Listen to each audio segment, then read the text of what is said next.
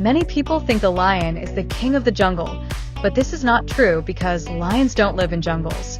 They live in open grasslands and savannas in Africa. This title probably comes from their strong and majestic appearance, loud roar, and their ability to dominate their environment. Lions are often seen as symbols of strength, bravery, and leadership, which is why they are called king. The lion shows us that being a leader isn't about where you are or your surroundings. It's about how you carry yourself and take care of others. A true leader has courage, strength, and inspires people with their actions. In life, you don't need perfect conditions to succeed. What matters most is having the heart to rise above challenges and make a positive difference.